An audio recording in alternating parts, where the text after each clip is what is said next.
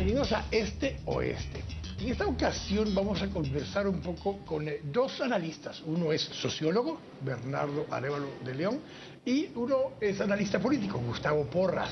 Ambos han compartido con nosotros en otros espacios en su momento y los tenemos juntos porque vamos a hablar un poco acerca de lo que viene. Porque sí, usted va a ver esto, este es el último programa antes de las elecciones, antes del 6 de septiembre. Y muchos creen que ahí debiera estar como que la epifanía. Después de las elecciones ya todo se arregló o todo se destruyó. Y no es ni una ni la otra. Y probablemente tampoco todo lo contrario, como diría don Cantinflas. Pero vamos a hablar un poco acerca de esto porque generamos expectativas de qué puede pasar o dejar de pasar. Y que si llega a pasar tal cosa se acaba el mundo, o por lo menos Guatemala. Y si no llega a pasar otra también pasa lo mismo. Hace 4 años todo el dilema es que no podía llegar Sandra Torres al gobierno. Y entonces pues, nos tocaron Roxana Valdetti y Otto Pérez Molina. Dígame usted que hubiera sido peor, no lo sé, pero ese era el argumento, que si llegaba Sandra Torres, todo se acababa. Y ahora es que si llega Manuel Valdizón, todo se acaba.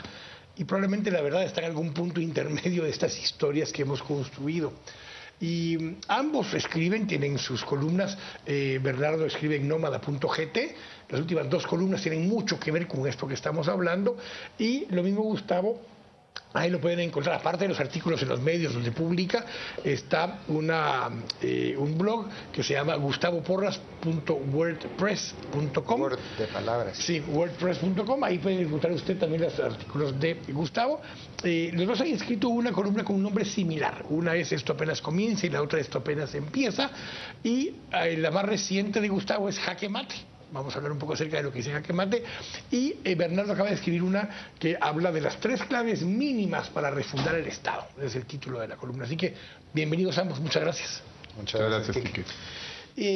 Voy a empezar contigo, Bernardo, para que pongamos un poco en contexto este concepto. Esto apenas empieza y de dónde estamos y qué tendríamos que hacer de aquí en adelante. Y vamos a ir pimponeando un poco con Gustavo.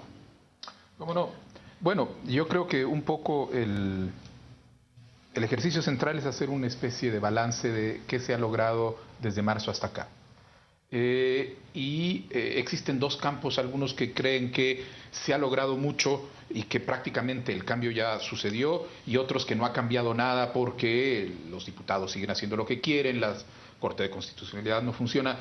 Y lo que es necesario es constatar de que lo que está pasando es que el proceso de cambio ya comenzó, que los cambios que han sucedido son reales, pero que no son suficientes, y que el proceso de cambio que está empezando ahora es un proceso de cambio que tiene que ser estructural y sistémico, y que en consecuencia es un cambio que va a llevar muchísimo más tiempo. Que en la medida en que no tengamos la naturaleza de este proceso estratégico y cuál es el objetivo de este cambio sistémico, no vamos a poder operar inteligentemente en el marco de una coyuntura que es incierta, confusa, problemática y sorprendente. Entonces, esa es un poco la idea.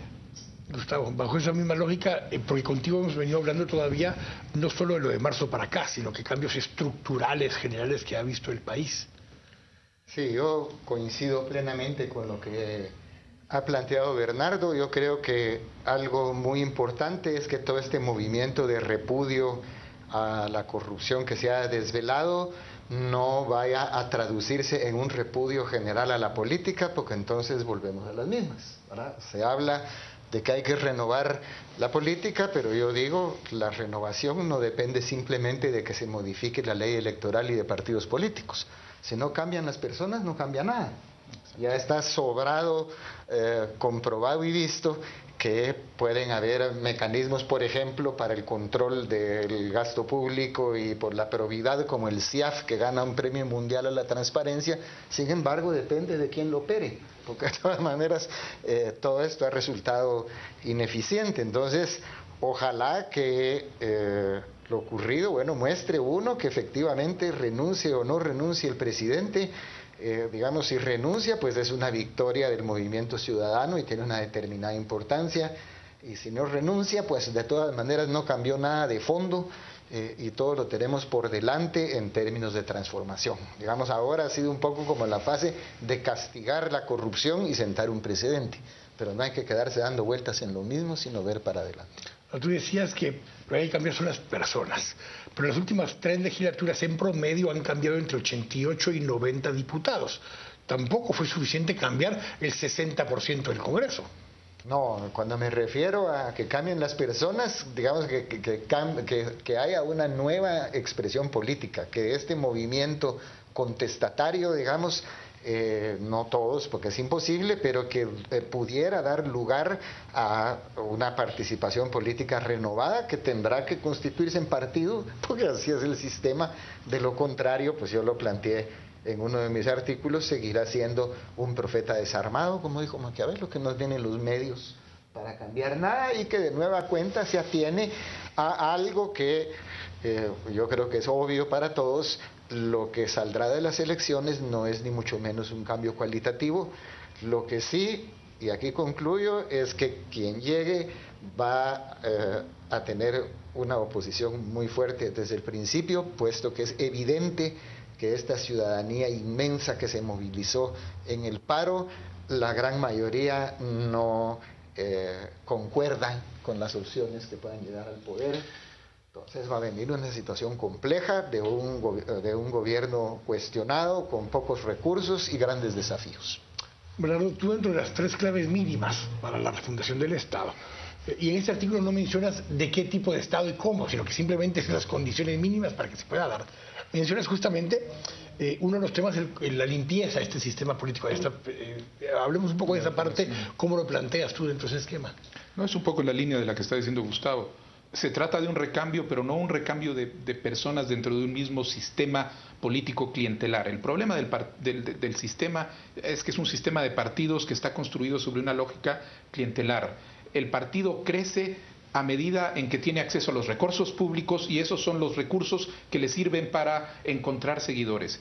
Evidentemente ese es un sistema político disfuncional y es el sistema político que nos tiene en la crisis terminal de corrupción que tenemos en este momento.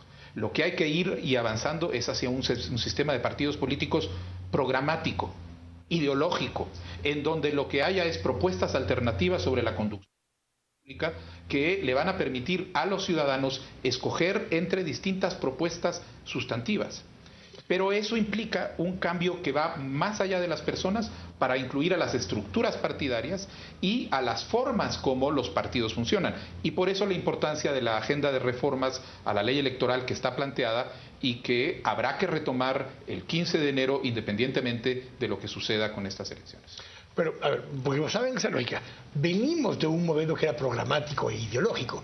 Porque aunque habían partidos que eran prohibidos, en los 70s y todavía en los 80s, había muchísimo más debate político de lo que hay hoy, Gustavo. O sea, yo recuerdo mucho siempre lo que a la hora el actual vicepresidente, los famosos debates con Meme Colom, o Villagrán Kramer con no me recuerdo quién era el otro que era candidato a vicepresidente, pero había mucho más discurso y mucho más debate ideológico en aquellas épocas, donde se habla de toda la represión y además hubo muchos asesinados en esos liderazgos, que lo que hay hoy, Gustavo, hoy no hay debate ideológico. No lo hay. Yo creo que ahí sí tuvo razón don Francis Fukuyama, el famoso de que el fin de la historia, cuando dijo que el futuro iba a ser aburrido, precisamente por esa falta de polémica. ¿De qué deriva? Pienso yo de que hay un sistema global que no se puede modificar en su esencia, sino que únicamente administrarlo así o asá. Y eso le ha quitado, digamos, el relieve a lo que antes fueron diferencias políticas profundas.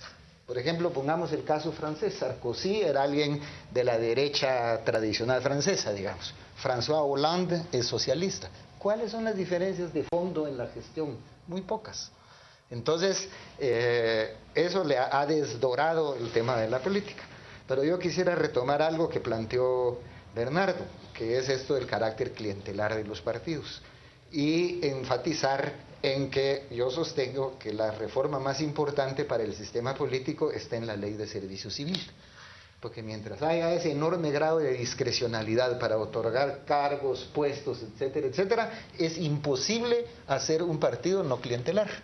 ¿Verdad? Porque en el momento que uno plantea que no va a entrar en ese juego de andar dando chances y etcétera, etcétera, pues la gente se va para otro partido. La única manera es un sistema en el cual el que entra puede nombrar ministros, viceministros, directores, subdirectores, los cargos, digamos, y lo demás es una carrera a la que se accede por mérito y que, digamos, tiene una determinada perspectiva en donde uno solo puede ser puesto en la calle si incumple sus obligaciones o si hace algo contrario a la ley. Tengo que ir al corte, vamos a empezar justamente en estos temas, porque las tres claves mínimas que plantea Bernardo, una es justamente limpiar el sistema político de la corrupción, la otra es cambiar el sistema político y la tercera construir una base ciudadana que le dé acompañamiento y sostenibilidad al tema. Vamos a ir al corte y vamos a hablar justamente de estos tres aspectos en el siguiente segmento. Estamos acá en Este Oeste, volvemos en un momento.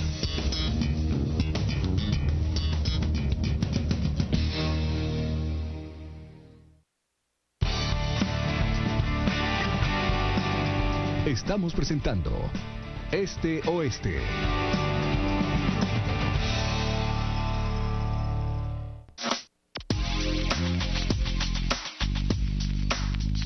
¿Sufre de sobrepeso, colesterol alto, estreñimiento? ¿Te gustaría eliminar todas esas libras de más? Presentamos la piñaterapia del Dr. Ming, el nuevo tratamiento 100% natural para desintoxicar el cuerpo y bajar de peso. Bajé 23 libras, estoy feliz con los resultados. Piñaterapia del Dr. Ming, con su efectiva fórmula antioxidante, diurética y quemadora de grasa, ideal para combatir la celulitis y perder peso de manera natural. Tómalo frío o caliente, bebe tu té 2 veces al día y sorpréndete con los resultados. Es 100% natural y sabe muy rico. No solo bajé de peso, también bajé medidas, tengo control del apetito, control de ansiedad. Bueno, lo mejor de todo es que no he vuelto a engordar. Limpie y desintoxique su cuerpo con el nuevo té de piña del Dr. Ming. Y si nos llama ahora, le enviaremos otro tratamiento completamente gratis. Sí, 2 por 1 si llama ahora mismo. ¡Llame ya! ¿Sabía usted que la libertad de expresión es un derecho constitucional? Yo, usted, nuestros hijos, todos tenemos el derecho de expresarnos, tenemos el derecho de hablar, tenemos el derecho de alzar nuestra voz. Todo individuo tiene el derecho de buscar el mejor medio para expresar sus ideas. Expresión es la forma en que nos relacionamos con el mundo. Es mucho más que hablar, que escribir. Es cómo nos proyectamos. La libertad de expresión es pilar del periodismo honesto. En Canal Antigua creemos que la libertad de expresión es un valor que todos debemos mantener como un estandarte cerca de nosotros. En Canal Antigua ejercemos la libertad de expresión. Debatimos con diversidad de ideas y presentamos los hechos más importantes que atañen a la vida nacional y al mundo entero. En cualquier medio, el derecho a un discurso libre alienta al periodismo transparente y sin ataduras. La libertad de expresión requiere de responsabilidad. Y en Canal Antigua, cada uno de los periodistas nos hacemos absolutamente responsables de lo que expresamos al aire, porque usted, para nosotros, es lo más importante y nuestro respeto para usted es absoluto. La libertad de expresión es una garantía para todos los guatemaltecos. El artículo 35 garantiza la libertad suya y mía.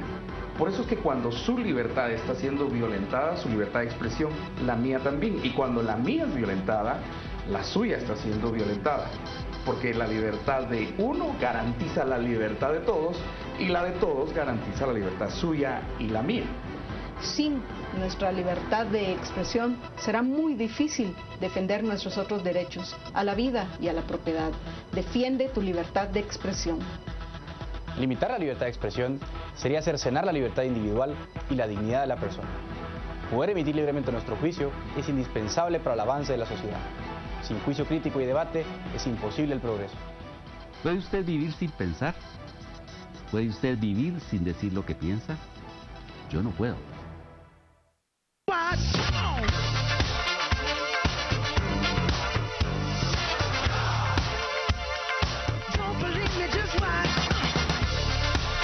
Para que tus tardes estén acompañadas de algo nuevo y diferente, te invito a ver Música Registrada de lunes a viernes de 4 a 5 de la tarde. Los hits del momento, lo último en electrónica, los clásicos del rock, pop, metal, reggae y mucho más. Aparte tendremos entrevistas en vivo con artistas locales e internacionales y también datos curiosos e interesantes de tus artistas favoritos. Nos gustaría también saber de tus gustos musicales y de tus opiniones, así que dale like a nuestra página de Facebook, Música Registrada por Canal Antigua, o síguenos en Twitter, Música Reg GT. Te espero en Música Registrada de lunes a viernes de 4 a 5 de la tarde, solo por Canal Antigua. jump on it. If you said and flown it, if you freak dead and own it, don't brag about it, come show me. Estamos presentando Este Oeste.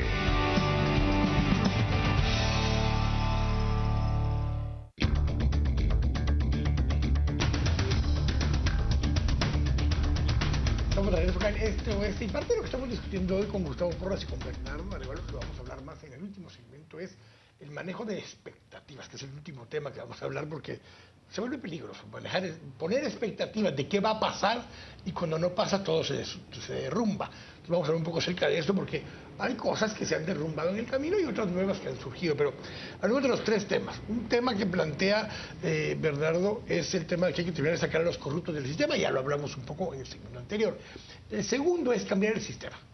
Y el tercero, si estoy dejándolo corto y además tú amplías, Bernardo, es formar una base ciudadana que le dé sostenibilidad a esto en el tiempo. Explícanos un poco más esos términos, y aquí donde entra Gustavo con el tema del clientelismo, el cómo rompemos eso por medio de la ley de servicio civil y otras cosas. Sí, la idea es que hay tres tareas que generan condiciones desde las cuales se puede refundar el Estado. La primera es el combate a la corrupción, porque la corrupción no únicamente es un problema en términos de el uso, abuso, mal uso de los fondos públicos para enriquecer fondos privados, sino porque la corrupción ha sido el sistema histórico que se ha usado para cooptar al Estado, para lograr que el Estado responda no a la lógica del bien común, sino de las élites que lo dominan. Y una vez eliminado el elemento de fuerza de la historia, ha quedado el elemento de la corrupción. Al quitar la corrupción, eso neutraliza ese elemento. El segundo es el recambio de la clase política para salir de una clase política clientelar y empezar con partidos políticos que efectivamente permitan un debate sustantivo sobre la naturaleza de Estado que necesitamos, propuestas alternativas sobre la base del interés público, etcétera. Pero ese sistema no funciona si se deja solo a los partidos políticos. Lo que se va a necesitar es capitalizar sobre la gran novedad que ha surgido en este momento, que es el despertar ciudadano. Capitalizar sobre ese despertar para encontrar formas de activación ciudadana que vayan más allá de la protesta que está planteada ahorita en las plazas, y que busque formas concretas mediante las cuales la ciudadanía puede recuperar el espacio de lo público y convertirse en parte, junto con el sistema político, de esa maquinaria, herramienta mediante las cuales el sistema puede funcionar en Guatemala. Si hay esos tres elementos, tendremos las condiciones para entrar a una refundación del sistema, que quiere decir realmente atacar el problema de un Estado que fue construido con una lógica clientelar para construir una verdadera república democrática de derecho. Y aquí lo que plantea Gustavo es que el sistema no falló. El sistema funciona tal cual fue diseñado, un sistema pequeño, o sea, un Estado pequeño, manejable, manipulable, corrompible y comprable. El problema es que quienes lo diseñaron así dejaron de tener la chequera más grandota en el medio, y entonces perdieron control del sistema. Dicho de otra forma, se los robaron. Pero el sistema funciona tal cual fue diseñado, Gustavo. Así es, efectivamente. Es un sistema que, ¿cómo se llama esto? Es privado, tanto que se habla de la privatización, etcétera, y nadie le ha puesto cabeza a que la privatización comienza con el sistema político, que es privado, ¿verdad?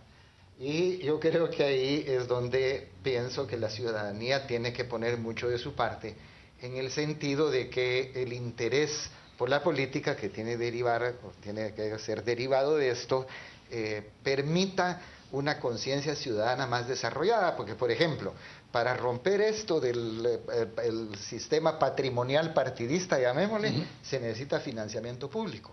Pero si se plantea el financiamiento público, inmediatamente surge la protesta de que encima de todo vamos a tener que pagar de nuestros impuestos a esos tales por cuales. Como que si no lo pagáramos de los fondos del Estado de todos modos. Igual, por ejemplo, pon en esta campaña presidencial candidatos, para no decir nombres, como Sandra Torres, que sabe perfectamente la importancia de la reforma educativa, ahora proclama que no, que se va a volver al sistema anterior. ¿Por qué lo hace? ¿Verdad? Porque tiene enfrente a una ciudadanía que no se ha involucrado a fondo en lo que implica, por ejemplo, que los maestros sean egresados de la universidad y se eleve la calidad de la educación, sino que únicamente ve que entonces ya va a ser más complicado porque van a ser más años, y el candidato entonces dice, sí, cómo no, pero yo les prometo que todo va a volver como en el pasado. O sea, hay una dinámica perversa si no la ciudadanía dice, bueno, de aquí la primera lección que saco es que de hoy en adelante no me desentiendo de la política ni de lo público. Y voy a hacer un esfuerzo, y se van a organizar colectivos y todo para realmente analizar a fondo la problemática nacional y no solo lo que la gente quiere oír. Ahora, Bernardo, esto te sucede que es de dos vías, porque ahorita decía Gustavo, bueno, viene el oferente de la propuesta pública y la adapta a lo que la demanda pública es, o sea, lo que la gente quiere escuchar. Entonces aquí regresamos al concepto tuyo de la ciudadanía al final. Para que esto sea sostenible, nosotros tenemos que cambiar el sistema. Pero si la ciudadanía, el demandante de servicios, sigue pidiendo este tipo de cosas, el oferente las va a seguir ofreciendo, porque si no, no vende. No, efectivamente, es que hay que entender, cuando uno habla de sistema, no es únicamente el sistema en términos de las instituciones estatales. El sistema nos incluye a nosotros. Interactúa. Es la interacción entre la autoridad pública y los ciudadanos. Y este sistema ha funcionado porque ha habido una abulia ciudadana, una anomia de la ciudadanía que ha permitido que se conduzca de esta manera. Eso es lo que ha cambiado ahora, y el reto va a ser, de ahora en adelante, construir, hay un concepto que se maneja, públicos participativos, que es lo que dice Gustavo, que no quiere decir que tenemos que estar todo el mundo juntos en la plaza todos los sábados alrededor de una misma agenda, sino que tenemos que involucrarnos alrededor de agendas que pueden ser sectoriales, que pueden ser locales, que cada una va a tener su propia lógica. Yo no tengo por qué estar en todos los temas nacionales, pero puede haber 2 o 3 que a mí me importan, que es la conducción de lo local, la supervisión del funcionamiento de mi municipalidad, o en un tema específico, justicia, seguridad, etcétera, que a mí me interese, y desde ese mecanismo interpelar al Estado, crear una interlocución que no es únicamente reaccionar a la propuesta que me vienen a poner enfrente, sino generar propuesta. Y ese es el reto que vamos a tener para darle sostenibilidad a esta maravillosa primavera ciudadana, que sin embargo, si se piensa que va a ser una primavera de sábados consecutivos, no podemos pasarnos los próximos 5 años todos los sábados en la plaza. Y eso es lo que va a haber que pensar. Basado en esa lógica, regresemos al jaque mate. ¿Cómo? Regresemos al jaque mate, a tu última columna, más o menos sobre este tema en la coyuntura, o sea, ¿dónde estamos? ¿Qué es esto de jaque mate? Pues el jaque mate es que yo veo que efectivamente, bueno, pues el presidente si no renuncia, no renuncia, pero de que ya se desfundó por completo el gobierno, se desfundó, ¿verdad? Entonces, pero cabalmente el punto es de que ocurriendo eso, que es lo que ha concentrado la atención, pues ahora se piense a futuro, porque la gente, por ejemplo, si el presidente renuncia, se va a dar cuenta al día siguiente que con esa renuncia nada cambió de fondo, salvo que la ciudadanía, digamos... la sangre que buscaba la obtuvo.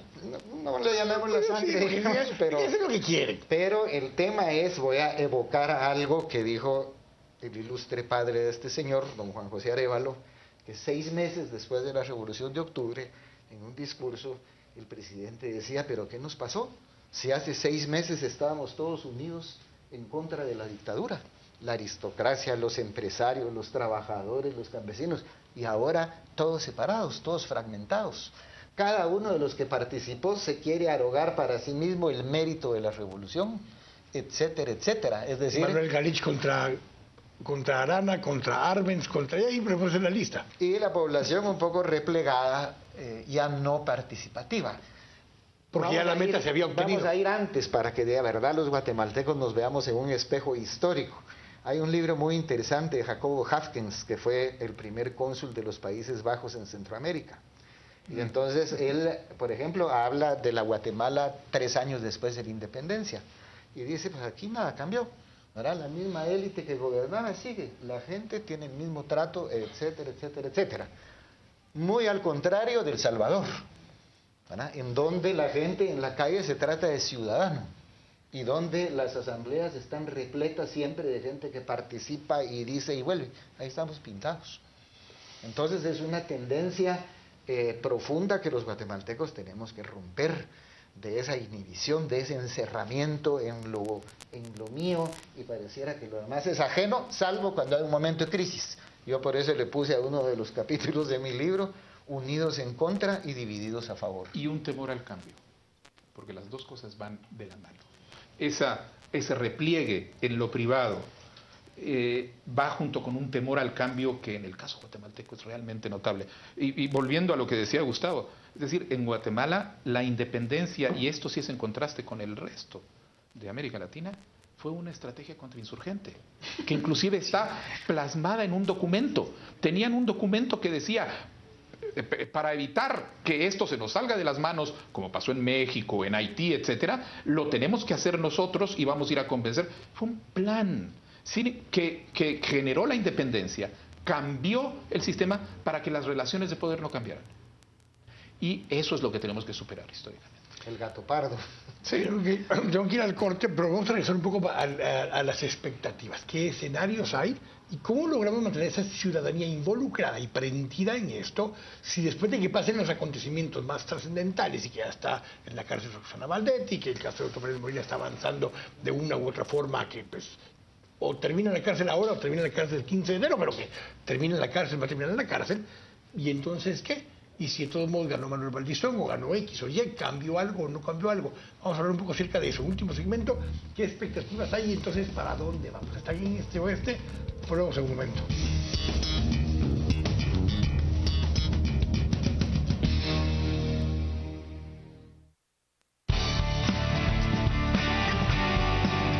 Estamos presentando Este Oeste.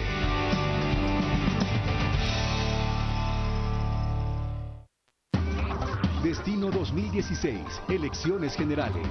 La mayor información y la mejor cobertura periodística para mostrarle detalle a detalle todo el proceso eleccionario en uno de los momentos más importantes de la vida de un ciudadano, la posibilidad de elegir a sus dirigentes. Destino 2016. Recorremos meses intensos de campaña para terminar en la elección de 158 diputados, 336 alcaldes, además de la fórmula presidencial. Destino 2016. Nosotros estamos listos para llevarle cada pormenor de este evento histórico. Los analistas políticos de Guatemala más experimentados y un extenso equipo de periodistas, reporteros, camarógrafos, productores y editores en todo el país ya están trabajando para que usted esté siempre bien informado. Además de la tecnología más avanzada para llevar toda la información desde todos los rincones de Guatemala, a través de enlaces en vivo. Un despliegue profesional con corresponsalías y enviados especiales en todos los departamentos. Además, reportajes y entrevistas profundas. Destino 2016. Candidatos, líderes políticos, personajes destacados de la vida social guatemalteca. Y desde la hora de cierre de los comicios, el seguimiento exhaustivo de cada voto para llevarle minuto a minuto el recuento final. Este año estará marcado por el poder de las redes sociales. Por esto estarán abiertas con el hashtag Destino 2016 para poder recibir fotografías, comentarios, videos y todo lo que quiera compartir con nosotros para convertirse a usted también en protagonista. Destino 2016. El mejor análisis, la mejor tecnología, la mejor información. Desde todos los puntos del país. 2015, año de decisiones. Año para ver, Canal Antigua.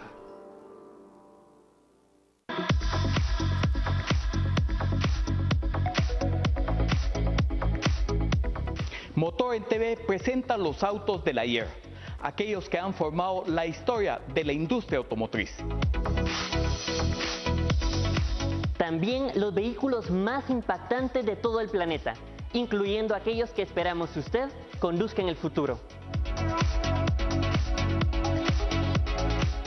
Y carros del presente, los que se manejan cotidianamente, aquellos que vemos en nuestras calles y avenidas.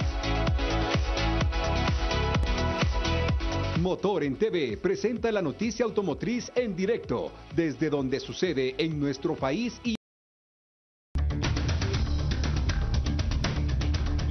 Estamos de regreso acá en este último segmento, conversando con Bernardo Arévalo de León y con Gustavo Porras acerca de que esto apenas empieza. Y vamos a retomar ahora ese título. ¿Por qué? Porque Guatemala no es la misma que había en marzo, desde el punto de vista de que Pocos hubieran podido decir en marzo, no digo en abril, en marzo, que a estas fechas iba a estar en la cárcel, en la prisión preventiva, la vicepresidenta de ese momento, Roxana Valdetti. Pocos podrían decir que hay un proceso judicial en contra del presidente Otto Pérez Molina.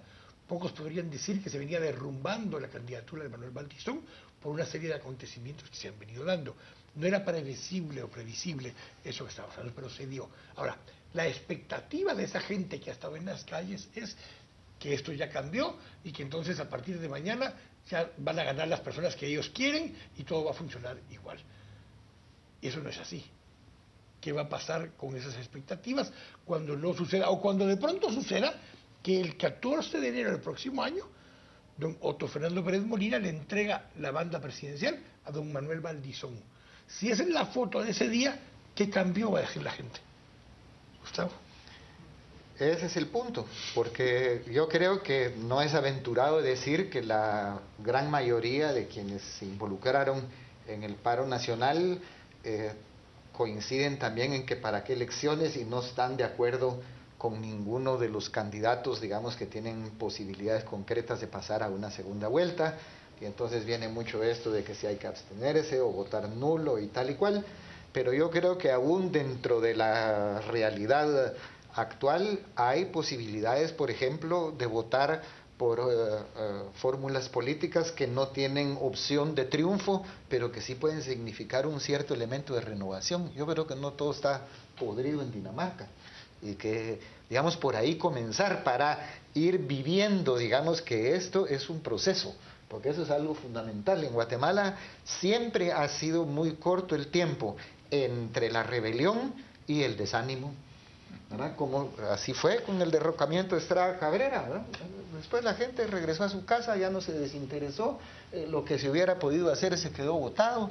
Ya mencionamos lo de la Revolución de Octubre. Bueno, pues ahora con todos esos elementos, efectivamente no hay que soltar prenda y comenzar por el principio, por lo que se tiene enfrente, de esa manera tomarse en serio que la renovación de las fuerzas políticas depende esencialmente de la ciudadanía, no de las leyes. Esto apenas empieza. Esto apenas empieza. Y yo voy a ir un poco más allá de la coyuntura electoral, donde yo no me siento cómodo. Ya llevo 20 años votando por el menos peor y así nos ha ido. Sí. Yo creo que lo que tenemos que ver es el problema sistémico. Y creo que lo que se ha abierto a partir de marzo es prácticamente un proceso de transición. Hay una nueva fuerza dentro del sistema político guatemalteco que ha servido para generar un cambio. Se están empezando a mover las estructuras, pero este cambio ni es suficiente ni está garantizado que sea sostenible. Este elemento nuevo es esta fuerza ciudadana, y lo que tenemos que entender es, en términos de un proceso de transición, cómo va esta fuerza a navegar un escenario donde los elementos del pasado, los dinosaurios, la corrupción, etcétera, va a seguir estando ahí. Y que vamos a tener en ese camino una serie de hitos. La elección es el primero, el 14 de enero va a ser un segundo, y así sucesivamente iremos teniendo una serie de hitos que van a marcar oportunidades para continuar moviendo las fronteras del sistema hacia el cambio efectivo, que idealmente esta vez sí lo vamos a alcanzar y no se nos va a escapar de las manos. Y es ahí donde lo que tenemos que hacer es entender que llegamos al momento a tratar de todas estas fuerzas que convergen alrededor de una idea de cambio, tienen que empezar a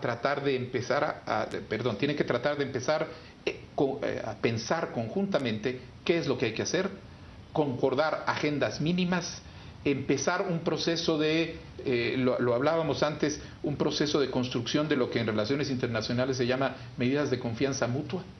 Poco a poco tenemos que ir empezando a recuperar la confianza entre nosotros, para desde esa confianza dentro de la sociedad empezar a construir la confianza con las autoridades políticas, sin la que este país no va a poder funcionar. En eso has trabajado un poco, Gustavo.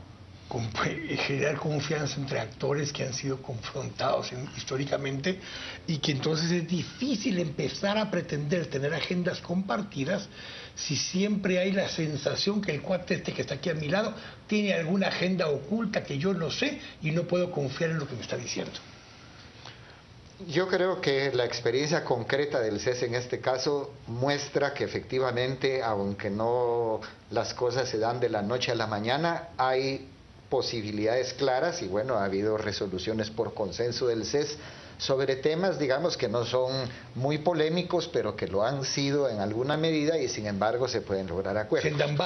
Sientan bases. Para mí una de las preocupaciones fundamentales es que esta conflictividad que ha rodeado todo este proceso, porque también, digamos, por un lado hay, digamos, esta población que se moviliza en aras de la renuncia del presidente, pero también hay los otros que no, que todo esto no vaya a romper puentes o que va a dificultar, lo va a dificultar, pero que se mantenga eso con, digamos, políticas públicas, económicas y sociales, como es la función del CES, ¿verdad? Pero es un esfuerzo significativo quizá, es el compromiso, pero que tiene que ir más lejos, puesto que el CES es una entidad que debe ser ajena a la política, porque si no, ahí sí. Pero te sientas más, porque esto que estamos hablando es que es ciudadanía, y la ciudadanía tiene que poder empezar a confiar entre sí mismos, porque no tenemos confianza, o sea, no tenemos la posibilidad de sentarnos y decir, bueno, vamos a establecer esta agenda de largo plazo con estos pasos intermedios, porque pues no sabes si el cuate que está a la parte se te la va a jugar a medio camino y entonces se resquebraja todo otra vez. De los acuerdos de paz, una de las cosas que derivaba era volver a construir el tejido social. Un tejido social que se rompió por completo, y parte era por esas desconfianzas que se generaban. Yo no sabía si estaba hablando con vos, estaba hablando con el encargado de la 2 o estaba hablando con alguien que... Y entonces, ¿qué podía yo decirte? Y eso es lo que tenemos que hacer, a empezar a confiar nuevamente entre nosotros. Llega un momento, Bernardo, en que la única forma de hacerlo es confiar. O sea, no hay intermedios, no hay pasos intermedios. Las sociedades pacíficas son las sociedades que tienen dos niveles de confianza. La confianza entre la autoridad y la población, que se expresa en la legitimidad de esa autoridad a los ojos de la sociedad, y la confianza entre los distintos actores de que van a perseguir sus distintos intereses en el marco de un acuerdo de procedimiento. No nos vamos a agarrar a balazos, no nos vamos a jugar la vuelta, lo que tenemos que hacer. Esas dos confianzas tienen que ser reconstruidas. El problema es que la tarea fundamental de construir la confianza en la sociedad ha sido del sistema político. Y lo que nos falló a los guatemaltecos a partir del 96, que es el momento en el que se abre la posibilidad, es ese sistema político. Nos ha fallado, nos han estafado esta clase política, y nos ha dejado en una situación en donde la oportunidad que estaba planteada desapareció. Entonces ahora lo que tenemos que hacer es, como se decía, tiene que salir la ciudadanía en parte a hacer el recambio de la clase política, y es bueno hacer referencia histórica. En el 44, lo que cambió la política en el país fue que gente que nunca había estado metido en la política se involucró, y eso hizo la transformación que tuvo lugar. Pero lo mismo necesitamos ahí. Tienes una condicionante que no se da ahora, que había habido un espacio largo en que nadie podía participar en política, y por tanto, salvo que hayas estado en gobierno en ese momento, no eras político. Mientras que hoy no tienes ese espacio, vienes de un sistema altamente politizado, desde los colegios profesionales hasta las universidades, pasando por iglesias y demás en el camino, altamente politizados. Entonces no podemos venir ahora y pedir un respiro. Miren, los nuevos que no habían estado, involúcrense, porque de alguna forma, desde el sistema privado organizado hasta los sindicatos, han participado de la política, Gustavo. Han participado, pero yo creo que lo que se impone, y hay que hacer un esfuerzo porque espontáneamente no va a surgir, es que esa participación tenga un sentido diferente, que va por el camino de lo que Bernardo planteó, que es un poco también la idea de don Bernardo Klicksberg de un capital social. ¿Verdad? Es evidente que los países que prosperan son los países donde la gente tiene confianza entre sí y con las autoridades. Esa es la receta mágica. El tema es cómo poderla concretar en las condiciones de Guatemala. Pero yo pienso que, como decían las viejitas, que no sea que cayendo el trueno Jesús María, ¿verdad? Sino que esto efectivamente dé lugar a una maduración y que la gente no se dé por satisfecha con que simplemente ya pasó, renunció no sé quién y regreso a mi casa, porque entonces se va a volver a repetir. Y lo que es importante es tener claro que, muy bien, estamos todos de acuerdo con la agenda de anticorrupción. Es importante, pero eso no se acaba ahí. Eso nos va a permitir ir más allá y refundar el país. Hay en esta sociedad enormes discrepancias e enormes temas que no han sido abordados ni han sido resueltos claramente, y muchas veces da la impresión de que lo que queremos hacer es continuar tratando de meterlos debajo de la alfombra sin llegar a una verdadera discusión. Hay que colocar esos temas en la mesa y construir un nuevo contrato social. Ese nuevo contrato social seguramente va a ser el producto de una negociación que va a ser para todo el mundo bastante complicada, pero si no lo hacemos, lo que estamos haciendo es cultivando el terreno para una próxima ruptura, para el momento en el que el sistema no dé más, y en vez de tratar de tener oportunidades de salidas constructivas y pacíficas como le estamos teniendo ahora, las vamos otra vez a tener de la manera violenta. Y eso es lo que tenemos que evitar. Gracias, Bernardo. Gracias, Gustavo, por esta charla.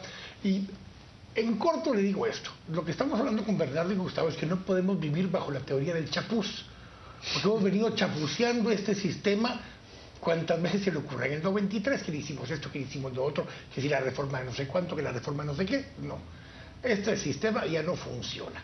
Hay que tirarlo a la basura y hacerlo nuevo. Pero hoy tenemos dos grupos. Un grupo que quiere retomar el control de su sistema y otro grupo que no quiere que le quiten el control del sistema. Y en medio estamos nosotros, el resto de la sociedad, que lo que quisiéramos es que se fueran los dos grupos, perdón, al carajo, y pudiéramos plantearnos un sistema completamente nuevo para poder encontrar ese nuevo camino. Así que gracias a ambos por habernos acompañado, a ustedes por habernos acompañado una vez más, y la próxima vez que nos vean ya vamos a haber pasado las elecciones. Así que piénselo bien, razone bien su voto, porque de que ahí va a estar la elección, ahí va a estar, independientemente de quién se fue, quién no se fue y demás, depende de mucho, no la elección, lo que hagamos después de la elección con quien sea que haya ganado. Así que los espero la próxima semana acá en